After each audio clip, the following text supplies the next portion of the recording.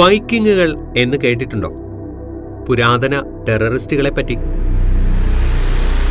1000 വർഷങ്ങൾക്ക് മുൻപ് ലോകത്തെ വിറപ്പിച്ച സംഘങ്ങളാണ് ശരിക്കും ഈ വൈക്കിങ്ങുകൾ.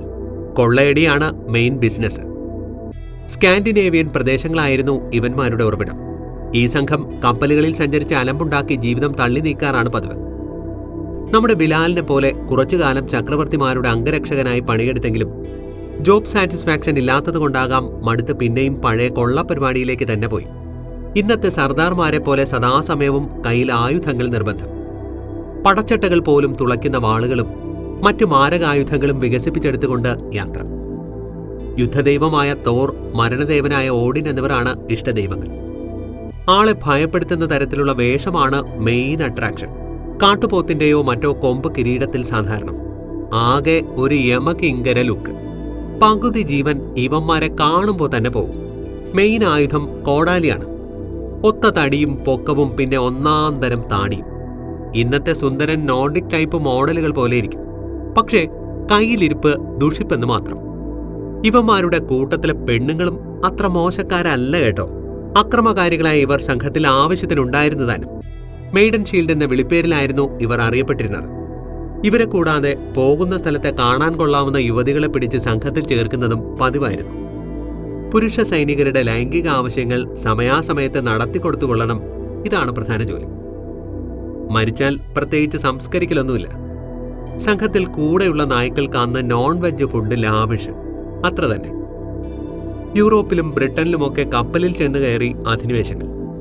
ദൂരം കൂടുതലായതുകൊണ്ട് ഭാഗ്യത്തിന് ഭാരതത്തിലെത്തിയിട്ടില്ല.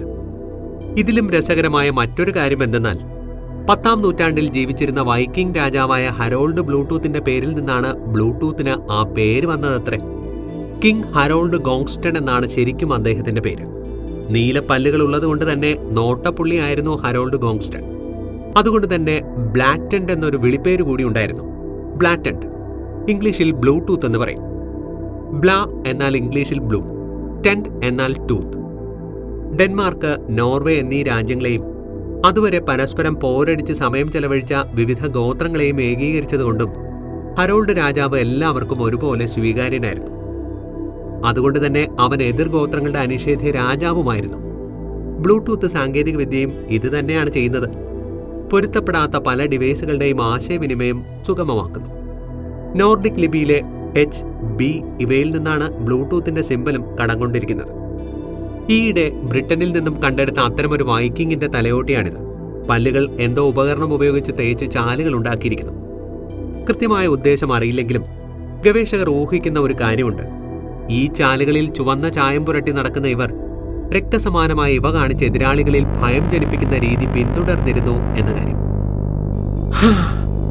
ശരിക്കും ടെറർ. അപ്പോൾ ദാ ഇത്രയൊക്കെ ഉള്ളൂ ഇന്നത്തെ വിശേഷം. ഇത്തരം ഇൻഫോർമേറ്റീവായ വീഡിയോകൾക്കായി ഈ ചാനൽ ഫോളോ ചെയ്ത് ഞങ്ങളോടൊപ്പം കൂടിക്കൂ.